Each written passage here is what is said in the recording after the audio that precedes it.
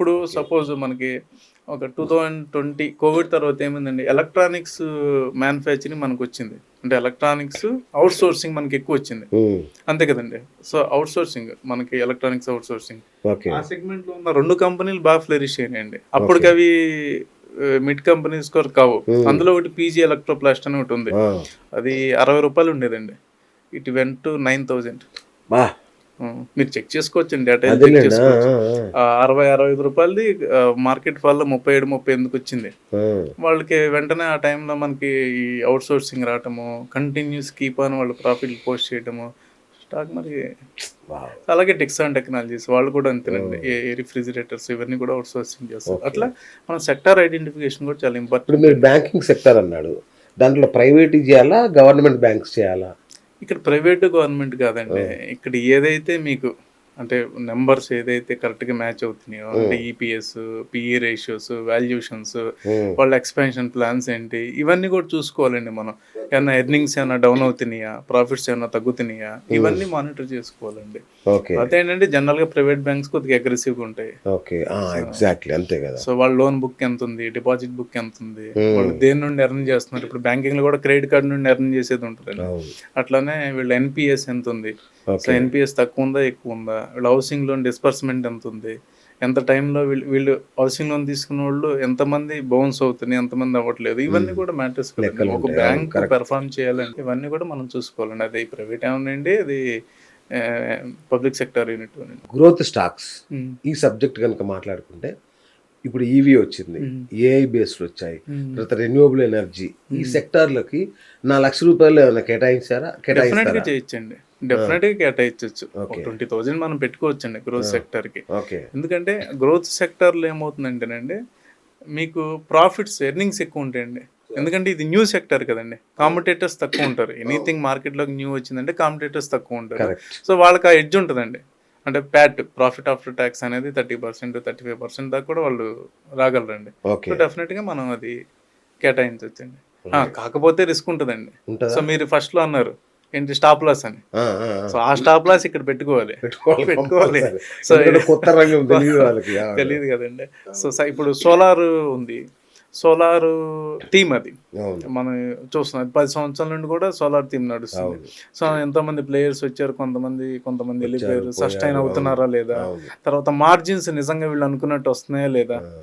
So, growth కొంచెం స్లోగానే ఉంది గదా! అసలు గవర్నమెంట్ పాలిసీసో మరేమో పాలిసీ. గాని చాలా అంటే స్లోగున్నాయి. Any government policy related better to avoid అండి. అవాయిడ్ జేయడం. హ్మ్. హ్మ్. ఓకే. ఇప్పుడు లిక్కర్ ఉంటది. మన ఆల్కహాల్‌కి సంబంధించి ఉంటాయి. అవును. గవర్నమెంట్ పాలిసీస్ ఉంటాయి. ఆ! బెవరేజ్‌కి సంబంధించి కొన్ని స్పిరిట్స్‌కి సంబంధించి గవర్నమెంట్ పాలిసీస్ ఉంటాయి కొన్ని. హ్మ్. అంటే రైస్ నుండి ఇది అవును. చేయొచ్చు. అవును. అవును. ఇలాంటియన్నీ ఏంటంటే పాలిసీ చేంజ్ అయిందనుకోండి. ఖతమే ఇంక ఇంకా అది అయిపోయింది. మళ్ళీ ఇంకా చాలా టైం పడతదండి కోలుకోవడానికి. అవును. సో, అట్లా. రైట్. అట్లాగే తర్వాత ఇన్‌ఫ్రా హ్మ్. ప్రాజెక్ట్స్ ఉంది. ఇప్పుడు మీరు ఓకే. అడిగారు. ఇన్‌ఫ్రా ప్రాజెక్ట్స్‌లో ఏమవుతది? సపోజ్ మనం చాలా మంది ఇన్‌ఫ్రా ప్రాజెక్ట్స్‌లో బుక్ చూసుకొనేస్తారు. ఆర్డర్ బుక్ చూసుకుంటారు. అవును. అంటే అవును. 20,000 కోట్ల ఆర్డర్ బుక్ ఉందనుకుంటారు. కానీ ఎగ్జిక్యూషన్ లేట్ అయిందనుకోండి, బ్యాక్ ఫైర్ అవుతదిగా. దారుణంగా. వాళ్ళకి ఇంట్రెస్ట్‌లు పే చేయాల్సి ఉంటది. అవును. అది ఇంపాక్ట్ రెవెన్యూస్ మీద ఇంపాక్ట్ అంటే మన ప్రాఫిట్స్ మీద ఇంపాక్ట్ అంతే గదా! పడతది. అవును. సో, మనం కొనేటప్పుడు ఇవన్నిటిని మనం కన్సిడర్ చేసుకోవాలండి. హ్మ్. సో, అట్లా. కంపెనీ చరిత్ర గూడా జాగ్రత్తగా చూసుకోవాలండి. అంటే ఆ చూసుకోవాలి. ప్రాజెక్ట్స్ నిజంగా ఇన్ టైమ్‌లో ఎగ్జిక్యూట్ అవుతున్నారా? అవుతుందా క్యాష్ లేదా? ఫ్లోస్ ఎలా ఉన్నాయి? హ్మ్. మెయిన్ క్యాష్ ఫ్లోస్ అండి. అది. పెద్ద అది. కంపెనీస్‌కొచ్చేటప్పుడు క్యాష్ ఫ్లోస్ ఎలా ఉన్నాయి? చూసుకోవాలి. చిన్న కంపెనీకొచ్చేటప్పటికేమో మేనేజ్‌మెంట్ వాళ్ళ సస్టైనబిలిటీ చూసుకోవాలి. హ్మ్. వాళ్ళు ప్రామిస్ చేసింది డెలివర్ చేయగలుగుతున్నారా లేదా? పెద్ద కంపెనీకొచ్చేటప్పుడు క్యాష్ ఫ్లోస్ ఎలా ఉన్నాయి? ఓకే. అవన్నీ కూడా చూసుకోవాలండి. రైట్. అలాగే సేఫ్ బెట్స్ అంటే పీఎస్‌యూలు హ్మ్. ఈ వీటిలలో రైల్వేస్ లాంటి వాళ్ళు ర్యాలీ అయిపోయిందంటున్నారు మరి. హ్మ్. హ్మ్. మరి దాన్ని పెట్టొచ్చా? పెట్టకూడదా? అంటే ఇవన్నీ ఎట్లా ఉంటాయంటే పీఎస్‌యూస్ దాదాపు ఒక 7, 8 సంవత్సరాలు అసలు పెర్ఫార్మ్ చేయలేదండి. హ్మ్. సడెన్‌గా కోవిడ్ తర్వాత ఆ ర్యాలీలొచ్చి అందరూ రష్ క్రియేట్ అయింది. ఆ! ఓకే.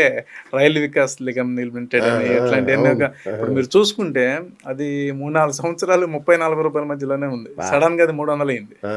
సో, ఇప్పుడు రష్ క్రియేట్ అయింది. ఎడ్రినల్ రష్ అన్నమాట. అవును. అంటే ఆ! దీన్ని ఏమంటారంటే ఫోమో అన్నమాట. కరెక్ట్. ఆ! సో, అది కరెక్ట్ కాదండి. మనం చూసుకోవాలండి. ఓకే.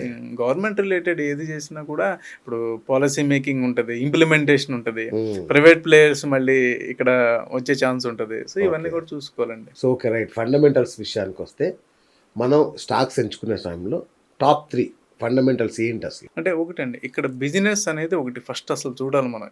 ఏ స్టాక్ మీరు కొన్నా వీళ్ళకి బిజినెస్ అంటే ఈ బిజినెస్ ఎక్స్పాండబుల్లా కాదా.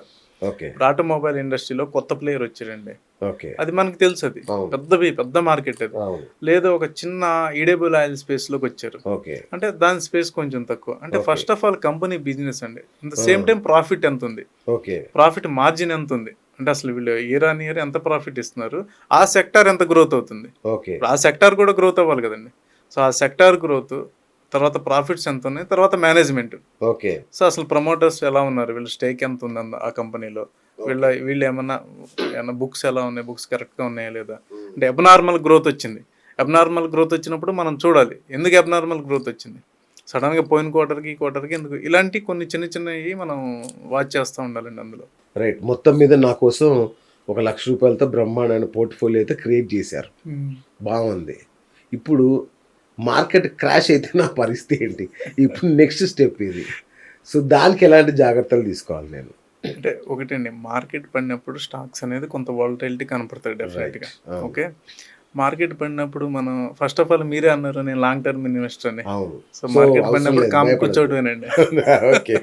లేదా ఇంకేమైనా ఉంటే యాడ్ చేసుకోవటం. చాలా మంది చేసే తప్పు ఏంటి, భయపడి అమ్మేయడము.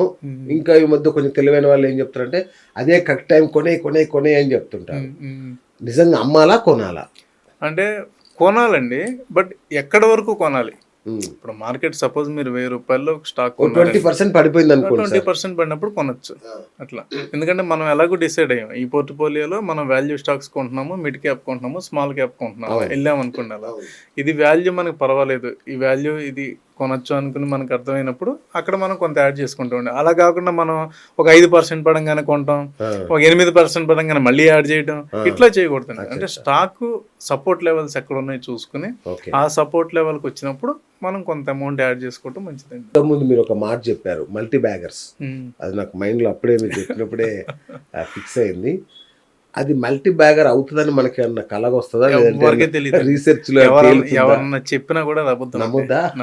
అసలు మల్టీ బ్యాగర్ అవుద్దని కంపెనీ ఓనర్ కే తెలియదు, కొన్న వాళ్ళకి ఇన్వెస్టర్ కూడా తెలియదు. కాకపోతే కీప్ ఆన్ పెర్ఫార్మింగ్ ఉన్నప్పుడు ఒక విజన్ ఉంటది కదండి. ప్రతి ప్రమోటర్ కి ప్రతి కంపెనీ పెట్టినప్పుడు విజన్ ఉంటది కాబట్టి ఆ విజన్ మిషన్ మ్యాచ్ అయ్యి వాళ్ళు కనుక వెళ్తున్నప్పుడు అది మనకి నెంబర్స్ రూపంలో ఏదైతే మనకి quarter results, year results reflect అవుతుంది, కంపెనీ గ్రో అవుతూ వెళ్తుంటది. అంతే తప్ప ఎవరికి తెలియదండి మల్టీ బ్యాగర్ అంటే. Hi friends, thank you for watching this video. ఈ వీడియో కనుక మీకు నచ్చినట్లయితే దయచేసి లైక్ చేయండి, షేర్ చేయండి. ముఖ్యంగా మా ఛానల్ 24/7 న్యూస్ టీవీని సబ్స్క్రైబ్ చేసుకోండి.